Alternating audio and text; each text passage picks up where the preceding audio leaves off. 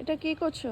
এই ফুল পাড়া হয়ে গেছে, ফুলের হারভেস্টিং কমপ্লিট। এবার গাছটাকে প্রুনিং করে দিতে হবে, তাহলে আবার নতুন ডালপালা বেরোবে এবং নতুন করে ফুল আসবে এবং ফুল হবে। নাহলে পুরোনো ডালপালা এই জায়গাটা এরকম জঙ্গল হয়ে থাকবে। সুন্দর করে গাছকে সবসময় ছাঁটাই করে দিতে হবে। এই যে এর কি কাটার কোনো নিয়ম আছে?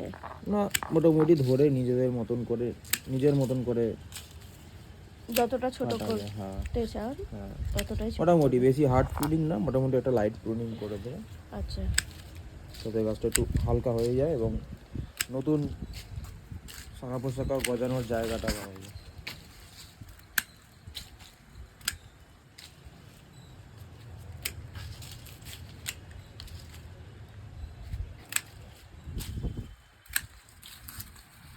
প্রুনিং করার পর কি কোনো রকম ওষুধ দিতে হয়?